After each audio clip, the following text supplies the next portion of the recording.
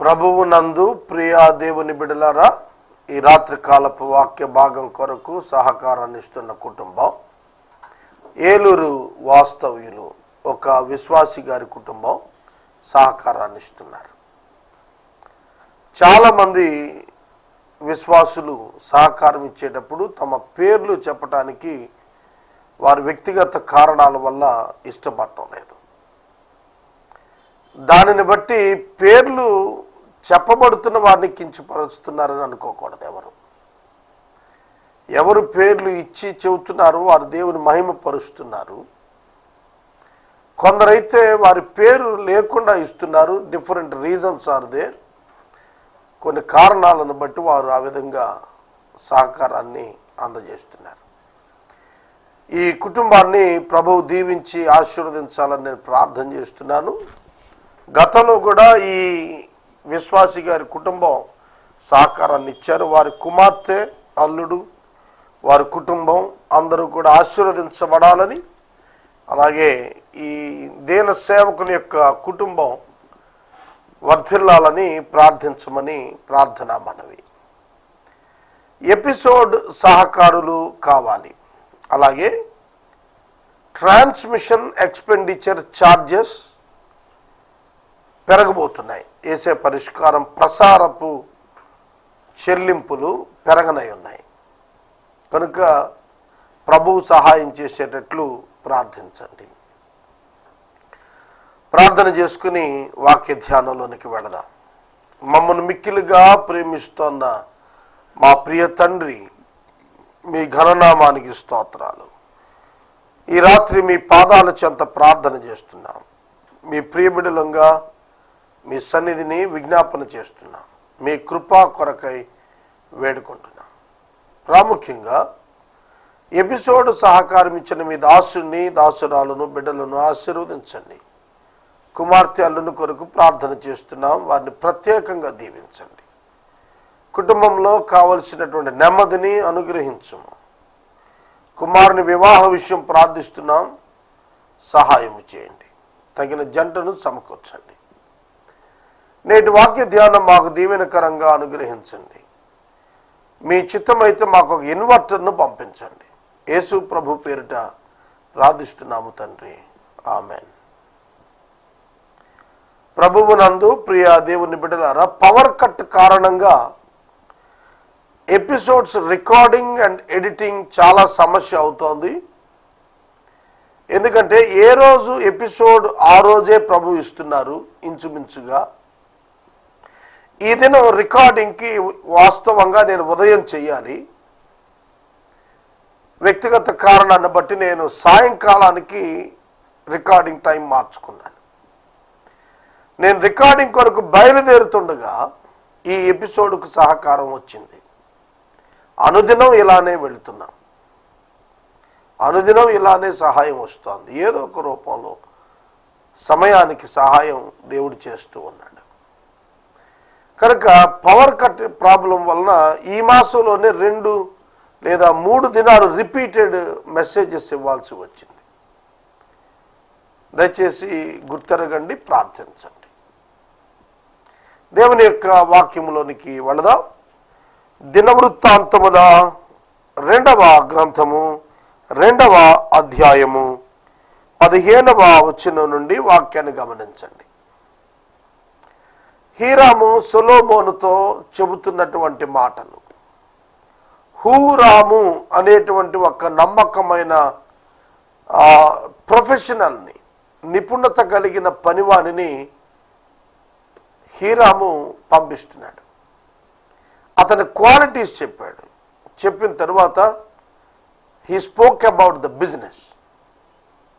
ఇక వ్యాపారం మాట్లాడుతున్నాడు. ఏమిటి వ్యాపారం? సొలొమోను అన్నాడు, నేను నీకు కావలసినటువంటివి నేను ఇస్తాను.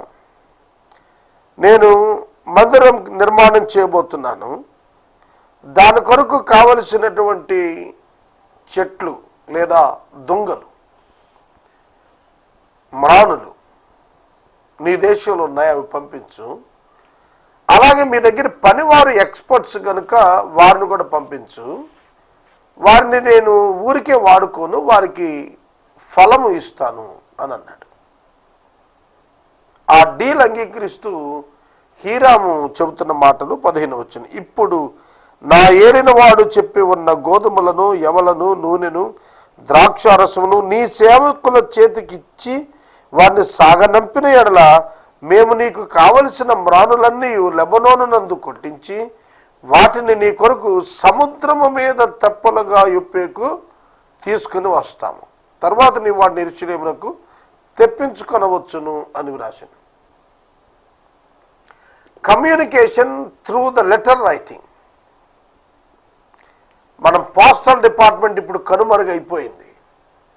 కమ్యూనికేషన్ ఎంత ఫాస్ట్ అయిందంటే ఇవాళ ఇంటర్నెట్ వచ్చేసింది. ప్రతి ఇంట ఇంటర్నెట్ ఉంది ఇప్పుడు. ఒకవేళ ఎవరైనా కంప్యూటర్ కొనే సామర్థ్యం లేకపోతే బయట అయినా ఇంటర్నెట్ వినియోగిస్తున్నారు.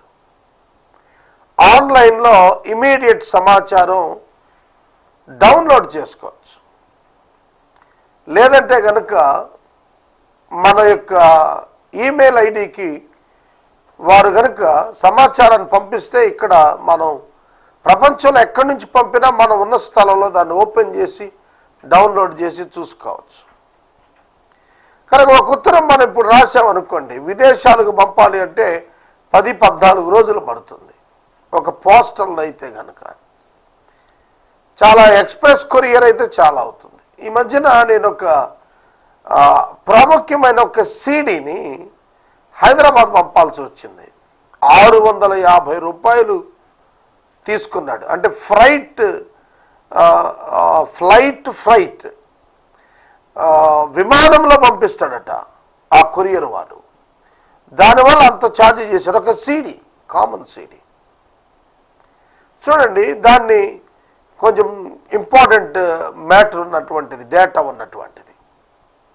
ఏదో చెప్తున్నానంటే కమ్యూనికేషన్ అనేది ఈరోజు అడ్వాన్స్ అయింది. అయితే 3000 సంవత్సరాల క్రితం కమ్యూనికేషన్ కొరకు వ్రాతపూర్వకమైన సమాచారం ఇచ్చిపుచ్చుకోవటాలు ఉన్నాయనేది ఇక్కడ అర్థమవుతుంది.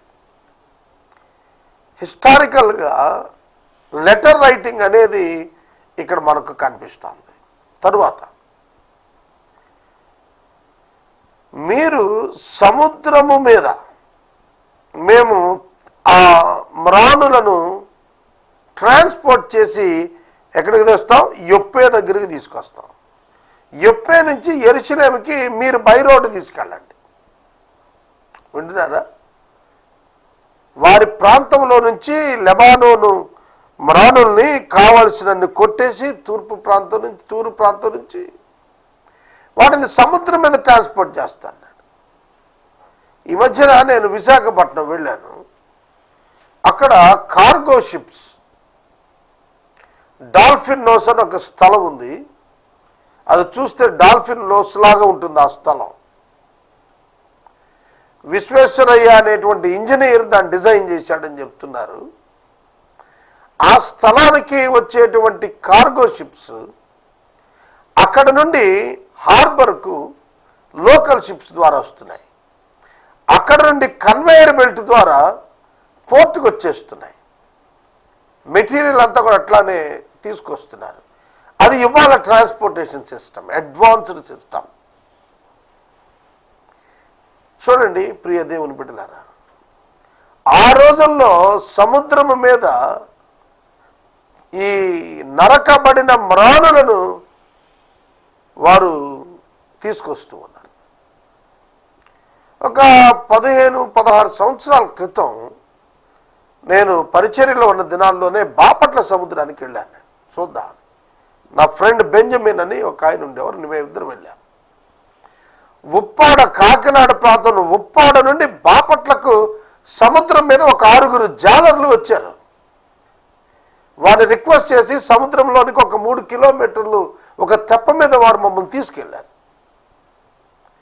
సముద్రంలోకి వెళ్ళటానికి ముందు ఇసుక మీద ఉంది ఆ చాలా పెద్ద తెప్ప, కర్రలతో చేసి దొంగలతో చేసింది. దాన్ని 10 మంది లాక్కుని వెళ్ళి నీళ్లలో దోసినాక ఒక వ్యక్తి దాన్ని సులువుగా తిప్పేస్తున్నాడు.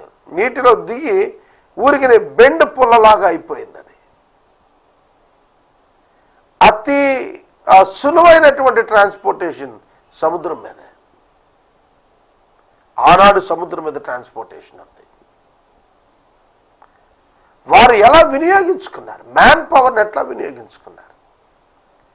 కనుక సొలొమోను కట్టిన దేవాలయం మీరు చూస్తే ఆశ్చర్యంగా ఉంటుంది. ఆ రాతి మీదకి రాయి ఎట్లా వెళ్ళింది. ఇప్పుడంటే క్రేన్స్ వచ్చేసాయి. ఈ మధ్యన ఒక యాక్సిడెంట్ అయితే ఆ స్థలానికి వెళ్ళాను నేను. ఒక భారీ క్రేన్ వచ్చింది. ఆ క్రేన్ లారీని సైతం పైకి లేపి అవతల పెడుతోంది. చాలా భారీ క్రేన్ అది. మరి ఆ రోజుల్లో ఎట్లా వెళ్ళింది. రోప్స్ ఎట్లా, ఐరన్ చైన్స్ ఎట్లా. ఆ టెక్నాలజీ ఇప్పటికీ మనకు సవాలుగానే ఉంది. 3000 సంవత్సరాల క్రితం వారు నిర్మాణం చేసినటువంటి ఆశ్చర్యకరమైనటువంటి కట్టడాలు ఇప్పటికీ కూడా. ఈజిప్ట్ పిరమిడ్స్ మీరు వినే ఉంటారు. ఈజిప్ట్ పిరమిడ్స్లో ఒక పిరమిడ్లో ఒక శవం పెట్టి దొరికింది, కాఫెన్ బాక్స్. దాన్ని ఓపెన్ చేస్తే ఒక చీకిపోయినటువంటి ఎముకల గూడు ఉంది. దానిలో ఒక ఇత్తడి ప్లేట్ మీద రామ్సేస్ II అని వ్రాసి ఒక సమాచారం ఉంది. మోషే తన యొద్దకు వచ్చాడని, తన పెద్ద కుమారుడు చనిపోయాడని బైబిల్ యొక్క రైటింగ్ని అది కన్ఫర్మ్ చేస్తూ అది వ్రాయబడింది. క్రీస్తుపూర్వం 1450 సంవత్సరాలు. క్రీస్తుపూర్వం 1450 అంటే ఇప్పటికి మనకు 3450 సంవత్సరాల క్రితం రామసేస్ II ఫరో అతడు సమాధిలో పెట్టాడు. అక్కడ ఉన్న కొన్ని ధాన్యాలు అంటే గోధుమలు దొరికాయి ఆ సమాధిలో. దాన్ని తెచ్చి విత్తారు. ఆశ్చర్యం, అది ఫలించింది. 3500 సంవత్సరాల క్రితం ఆ శవపేటకి దగ్గర వేసినటువంటి డ్రై ఆ యొక్క విత్తనాలు, ఎండిన ఆ విత్తనాలు విత్తితే ఇప్పుడు మొలిచాయి. సముద్రము మీద తెప్పలుగా యొప్పేకు కొంచెం వచ్చేదము తీసుకొని వస్తాం, తర్వాత నీ వాటిని యెరూషలేముకు తెప్పించుకొని వచ్చును. By road transportation. ఆ దొంగలు వాటిని నరికి తీసుకొచ్చారో మరి. ఈ రోజునంటే చాలా టాప్ హార్స్ పవర్ ట్రక్స్ వచ్చాయి.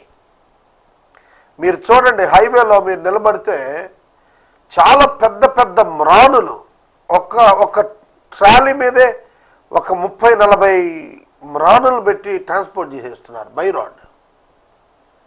మరి ఆ రోజులు ఎట్లా చేశారు. ఆ రోజుల్లో అప్పుడున్నటువంటి సామాగ్రిని వారు వాడుకున్నారు. వారికి ఉన్నటువంటి పరిమితమైన వనరుల చేతే, మంచి స్కిల్డ్ వర్కర్స్ యొక్క నిపుణత చేత అలాంటి కార్యాలు వాళ్ళు చేయగలిగారు. సో ట్రాన్స్పోర్టేషన్ ఒకటి చూసాం, సముద్రం మీద ట్రాన్స్పోర్టేషన్ చూసాం.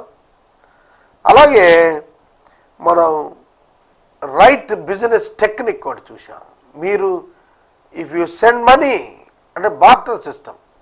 ఆ రోజు డబ్బు లేదు కదా, ఉన్నదల్లా ఏమిటంటే బార్టర్ సిస్టమ్. బంగారంకి వినిమయం, వస్తువులకి వినిమయం, ద్రాక్ష రసానికి వినిమయం, మార్చుకోవడం, ఎక్స్చేంజ్. కాబట్టి నువ్వు అది పంపించు, మేము మీకు ఇది పంపించేస్తాం. Right dealing. ఇప్పుడు మనం డీడీ కట్టి పంపించాం అనుకోండి, మెటీరియల్ పంపిస్తారు టేప్ నుంచి. అట్లాగన ఆ ట్రాన్సాక్షన్ ఇవాళ ఉన్నదే. ఆ రోజున కూడా వర్తకం యొక్క ట్రాన్సాక్షన్ ఉంది ఆ రోజున. తర్వాత దేశాల మధ్యన వ్యక్తుల రాకపోకలు with the permission of the government, king జరిగినట్టుగా చూస్తున్నాం. ఎవడు పడితే వాడు ఎట్లా పడతాడు వచ్చేయటం కాదు, ఎక్కడ పడితే వచ్చి నివసించటం కాదు. So king must transfer the labour. ఎప్పుడైతే ప్రభుత్వం పర్మిషన్ ఇచ్చిందో అప్పుడే నిపుణత కలిగిన వాడు వేరే దేశానికి వెళ్ళి పనిచేయాలి. అలాగన ఇవన్నీ జరిగాయి. తర్వాత 17 వచ్చిన సొలొమోను తన తండ్రి అయిన దావీదు ఇశ్రాయేలు దేశమందుండిన అన్యజాతి వారిని ఎన్నిక చేయించిన ప్రకారం వారు లెక్కించినప్పుడు 1,83,600 మంది అయ్యారు. 1,83,600 మంది అన్యజాతి కలిగినటువంటి వారిని బరువులు మోయటానికి పర్వతాల మీద మ్రాణులు కొట్టడానికి 80,000 మందిని అధిపతులుగా పనిచేయటానికి 3,600 మందిని ఏర్పాటు చేశాడు. చూడండి, ఇక్కడ కూడా అడ్మినిస్ట్రేషన్ పాయింట్ ఆఫ్ వ్యూలో సేవకులు ఒక భాగం, అంటే ఈ పనిని విభజిస్తున్నా, డివిజన్ ఆఫ్ లేబర్. ఈరోజు డివిజన్ ఆఫ్ లేబర్ కాదు, ఆ రోజుల్లో డివిజన్ ఆఫ్ లేబర్.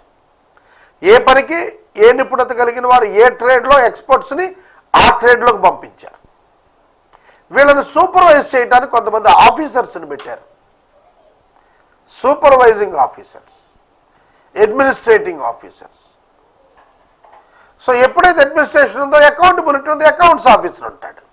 ఎన్ని దొంగలు వచ్చాయి, ఎన్ని నరికారు, ఎన్ని క్లీన్ చేశారు, ఎన్నింటిని మొక్కలు చేశారు, ఎన్నింటిని ఉపయోగించారు, ఎన్ని విధాలుగా పరిచర్య చేశారు, ఎన్ని రకాలుగా వాటిని పనిముట్లుగా మార్చారు, ఇదంతా కూడా ఆడిటింగ్ అండ్ అకౌంటింగ్ ఉంటుందన్నమాట. చూడండి, ఆ రోజుల్లో ఎంత అద్భుతమైనటువంటి విషయాలు జరిగినాయి. కనుక అతడు ఈ విధంగా ఆ 1,83,600 మంది పనివారిని కూడా వివిధ పనుల్లో పెట్టాడు. ఇక్కడ ఆశ్చర్యకరమైన సంగతి ఏమిటంటే, దేవుని మందిర నిర్మాణంలో అన్యజనుల యొక్క లేబర్ను దేవుడు వినియోగించుకోవటానికి సొలొమోనుకు కృపనిచ్చాడు. కాబట్టి మనం చాలా సందర్భాల్లో మత ఛాందస్సానికి వెళ్ళే క్రైస్తవులు ఉన్నారు. ఇతరులను గురించి నేను మాట్లాడను, ఎందుకంటే నాకు సంబంధం లేని విషయం. క్రైస్తవుల్లో మత ఛాందస్సం కూడదు. ప్రేమ ప్రాధాన్యం, పని యొక్క ముగింపు ప్రాధాన్యం. కనుక భేదాలు సృష్టించుకోవటానికి వీలు లేదనేది ఇందులో లెసన్ మనం నేర్చుకోవాలి. ఇక 3వ అధ్యాయానికి వద్దాం. 3వ అధ్యాయంలో మందిరం ఎట్లా కట్టాడో చెబుతున్నప్పుడు ఒక ఆశ్చర్యకరమైన సంగతి ఉంది. ఇందులో ఏమిటంటే, ఆదికాండము 22వ అధ్యాయంలో దేవుడు అబ్రహామును పిలిచాడు. పిలిచి, నీకు ఒక్కడై ఉన్న నీ కుమారుని అనగా ఇస్సాకును నేను నీకు చూపించేటువంటి పర్వతాల మీద ఒక దాని మీద, మోరియా దేశంలో ఉన్న పర్వతం మీద నువ్వు బలి ఇచ్చేయి అని అన్నాడు. అబ్రహాము ఉన్నటువంటి స్థలం నుండి మోరియా 3 days జర్నీ. ఎందుకు మోరియా పర్వతానికి వెళ్ళమన్నాడు ఆ రోజున? అబ్రహాము ఆ స్థలమునకు వచ్చి కనులెత్తి ఆ చోటును చూచాడు అని రాసింది 22వ అధ్యాయంలో. ఎందుకు? ఆ చోటే గొల్గొత. ఆ చోటే దేవాలయం యొక్క వెలుపటి భాగంగా ఉన్నటువంటిది మోరియా పర్వతం. యెరూషలేము, యెబూసీయులు తర్వాత దానిలోకి వచ్చారు. యెబూసీయులలో వర్ణాన్ అనేవాడి యొక్క కళ్ళెం, అంటే తన గోధుమలను ఆరబెట్టుకునేటువంటి, కోత కోసినాక ఎండబెట్టుకుని అవి లోడ్ చేసుకోవడానికి వినియోగించుకునేటువంటి ఒక ప్లేట్ లాంటి ప్రదేశం అన్నమాట. ఒక మైదానం లాంటి ప్రదేశం, చదును చేయబడిన ప్రదేశం. దావీదు కాలంకి వచ్చేటప్పటికి వర్ణాన్ ఉన్నాడు. వర్ణాన్ దగ్గర దావీదు తీసుకున్నాడు ఆ స్థలాన్ని. ఆ మోరియా పర్వతంలో ఉంది అది. ఆ యెబూస్ అంటే యెరూషలేం, తర్వాత యెరూషలేంగా కన్వర్ట్ అయింది నేమ్. యెబూసీయులు ఉన్నారు, యెబూసు పట్టణం యెరూషలేం పట్టణంగా మార్పు నొందింది. కాబట్టి మోరియా మీద, అంటే అబ్రహాము ఇస్సాకును బలి ఇవ్వడానికి తీసుకెళ్లిన స్థలంలో సొలొమోను మందిరాన్ని కడుతున్నాడు. ఇది మొదటి వచనంలో రాయబడిన మాట. చదువుతాను చూడండి. తరువాత సొలొమోను యెరూషలేములో తన తండ్రి అయిన దావీదునకు యెహోవా ప్రత్యక్షమైనప్పుడు మోరియా పర్వతమందు దావీదు సిద్ధపరిచిన స్థలమున యెబూసీయుడైన వర్ణాను కళ్ళమునందు దావీదు ఏర్పరిచిన స్థలమున యెహోవాకు ఒక మందిరమును కట్టనారంభించెను. ఇంటర్లింక్డ్ కదా బైబిల్, ఎంత అద్భుతం. ఎక్కడ ఇస్సాక్ అండి? ఇస్సాకు క్రీస్తు పూర్వం 2000 అప్పుడు. అంటే క్రీస్తు పూర్వం 2000 అంటే అబ్రహాముకి యేసుక్రీస్తుకు 2000 సంవత్సరాలండి. ఇస్సాకు సుమారు ఒక 50 అటు ఇటుగా వేసుకోండి. క్రీస్తు పూర్వం 2000 అంటే 4000 సంవత్సరాల క్రితం ఇదే స్థలంలో అబ్రహాము తన కుమారుణ్ణి బలిగా అర్పించాడు. విశ్వాసంతో బలిగా అర్పించాడు. మృతుల్లో నుండి తిరిగి పొందుకున్నాడు. ఆ స్థలంలో దేవుని మందిరం కడుతున్నాడు. ఆ స్థలంలో మందిరాన్ని కడుతున్నాడు. ప్రియమైన దేవుని బిడ్డలారా, దేవుని కార్యాలు గంభీరాలు మనకు అర్థం కాదు. మనము ఈ 30 ఏళ్ళు ప్లానింగ్లో చూస్తాం, ఆయన ప్రణాళికలో చూస్తాడు.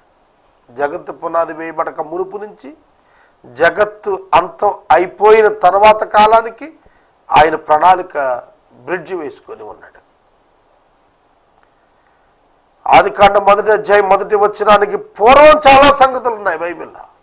ఆది యందు దేవుడు భూమి ఆకాశంలో చేసిన అంతకుముందు ఏమిటి?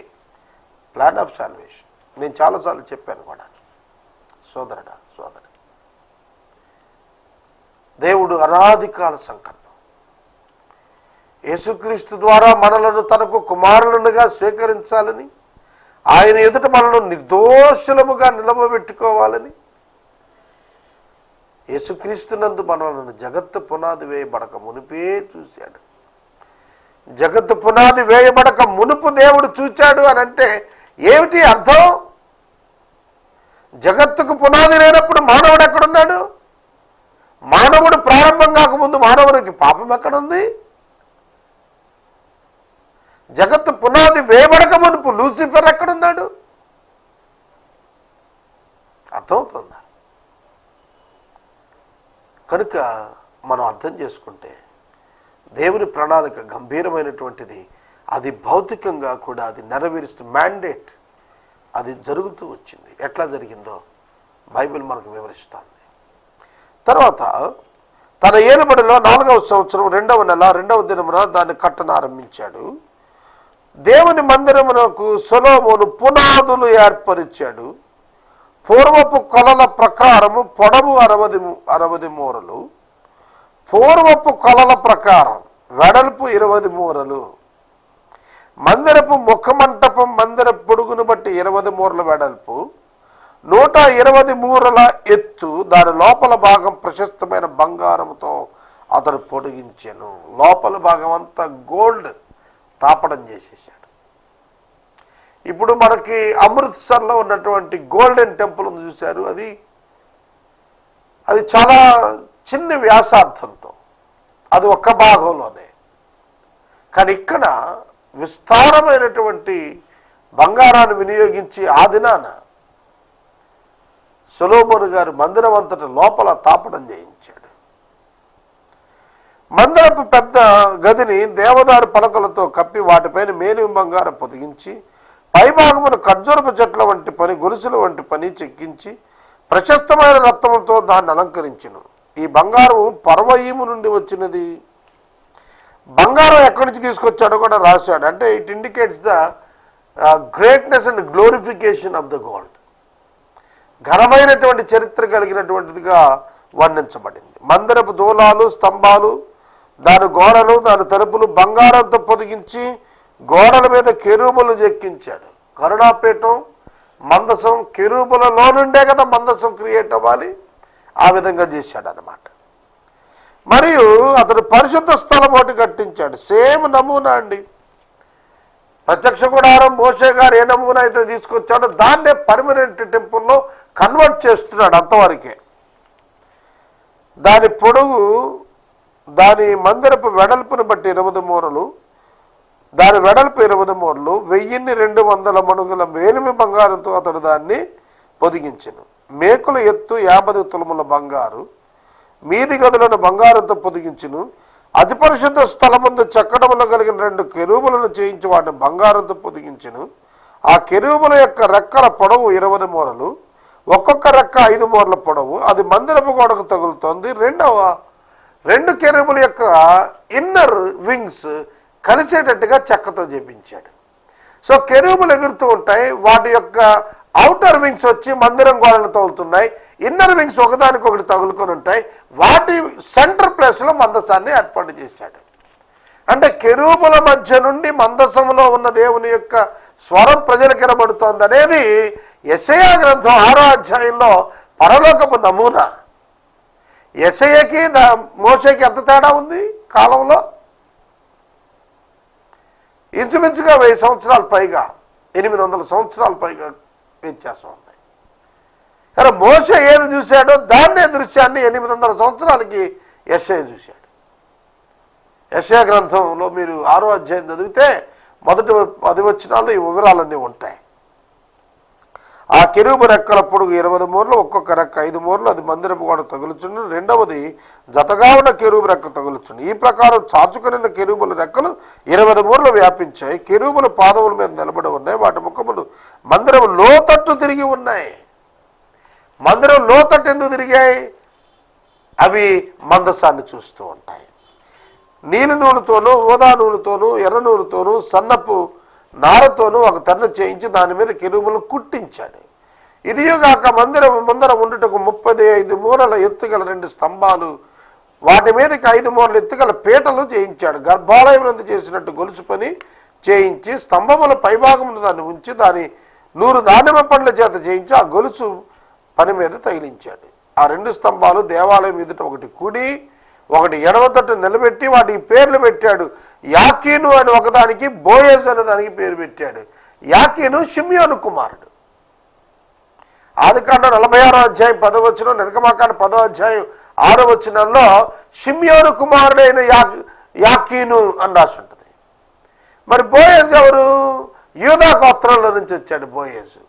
బోయేజు యొక్క కుటుంబంలో నుంచే ఓబేదు, ఓబేదు నుంచి యెషయి, యెషయి నుంచి దావీదు, దావీదు నుంచి యేసుక్రీస్తు ప్రభు. యూదా గోత్రం అన్నమాట. షిమియోను, యూదా ఈ ఇరువురికి అతి ప్రాధాన్యతనిస్తూ అక్కడ యాకీన్ అనియు బోయేజు అనియు పేర్లు పెట్టేశాడు. చూడండి, మనకి నాగార్జున సాగర్కి కుడి జవహర్ లాల్ నెహ్రూని, ఎడవ ప్రక్కన శాస్త్రిని ఎట్లా పెట్టారో పేర్లు. ఆ ఐడెంటిఫికేషన్ అనేది ఎందుకంటే importance to the key people, ముఖ్యమైన వారికి, పితరులైనటువంటి వారికి, ఫోర్ ఫాదర్స్కి ఇచ్చేటువంటి విలువ అన్నమాట. ఇప్పటికీ మనం చూడండి, మన పితరుల పేర్లు పెట్టుకుంటాం కదా. మా తండ్రి గారు వారి తాతగారి పేరు నా పెద్ద కుమారుడికి పెట్టాడు, ఆయన మనవడికి పెట్టాడు. ఇన్ని జనరేషన్స్ తర్వాత 5 జనరేషన్స్ ఉన్నాయి వారికి మధ్యలో. సో 5th జనరేషన్లో మళ్ళీ ఆ పేరు ఆయన వాడాడు. ఆయన గొప్ప సేవకుడు, అంతటి సేవకుడు అవ్వాలని చెప్పి ఈయనకు కూడా అదే పేరు పెట్టాడు. కనుక నామకరణం చేయటం అనేటువంటిది వాడి పేరు చెరిగిపోకూడదు, చరిత్రలో చిరస్థాయిగా ఉండిపోవాలి అనేటువంటి ఒక అభిలాష. అంతేగాని ఆ స్తంభానికి పేరు పెట్టాడు కదా అని ఇంకోటి కాదు. దాని నుంచి చెడు తీసుకోవడానికి లేదు, మంచి తీసుకుందాం. తర్వాత ఇక 4వ అధ్యాయం నుండి రేపటి వాక్య ధ్యానంలో నేను ధ్యానం చేస్తాను. పవర్ కట్ కారణంగా కొంత అసౌకర్యం కలుగుతోంది రికార్డింగ్స్కి, ఎడిటింగ్స్కి. ప్రార్థన చేయండి. ఇన్వర్టర్ కొరకు నేను చాలా రోజులుగా ప్రార్థన చేస్తున్నాను. ప్రభువు తప్పక అనుగ్రహిస్తారని విశ్వాసం ఉంచుతున్నాను. మీరును ప్రార్థించండి. ఈ రాత్రి ఎపిసోడ్కు సహకారం ఇచ్చిన కుటుంబం ఏలూరు వాస్తవ్యులు, ఒక విశ్వాసి గారి కుటుంబం సహకారం ఇస్తున్నారు. ఈ కుటుంబాన్ని, వారి బిడ్డలను, వారి యొక్క రక్త సంబంధికులను ప్రభువు దీవించి ఆశీర్వదించినట్లు ప్రార్థించండి. కుటుంబంలో శాంతి సమాధానాలు ప్రవహించేటట్లుగా ప్రార్థనలో జ్ఞాపకం చేసుకోండి. ఎపిసోడ్ సహకారాలు నూతనంగా కావాలి, ప్రార్థన చేయండి. ప్రార్థన చేసుకుందాం. తలలు వంచండి. మమ్మలను మిక్కిలిగా ప్రేమిస్తోన్న మా ప్రియ తండ్రి, మీకు వందనాలు. నీవు మా దేవుడివై ఉన్నందుకు మీకు కృతజ్ఞతలు. మేము మిమ్మను బట్టి అతిశయించి ఆనందిస్తున్నాం. ఇలాంటి దేవుడు మాకు దేవుడైనందున మీకు స్తుతులు చెల్లిస్తున్నాము. నీ బిడ్డలుగా మమ్మల్ని అంగీకరించినందుకు మిక్కిలి వందనాలు. ఈనాడు ఎపిసోడ్ సహకారం ఇచ్చిన మీ దాసుని కుటుంబాన్ని మీరు దీవించమని ప్రార్థన చేస్తున్నాను. వారి కుమారుని వివాహం కొరకు, కుటుంబంలో నెమ్మది కొరకు ప్రార్థిస్తున్నాను. సహాయం చేయండి. నూతన ఎపిసోడ్ సహకారాలను పంపమని అడుగగా మీరు అనుగ్రహిస్తున్నారు. ఈ దినం ఎపిసోడ్ ఈ దినమే ఇప్పుడే ఇచ్చినందుకు కృతజ్ఞతలు. ఘనత, మహిమ, ప్రభావాలు మీకు చెల్లిస్తూ మా రక్షకుడిని యేసయ్య ద్వారా అడిగి వేడుకొనుచున్నాము తండ్రి, ఆమేన్. మన తండ్రి అయిన దేవుని ప్రేమ, కుమారుడైన యేసయ్య కృప, పరిశుద్ధాత్మ దేవుని యొక్క అన్యోన్య సహవాసము సదాకాలము మన కలరకును తోడై ఉండును గాక. ఆమేన్.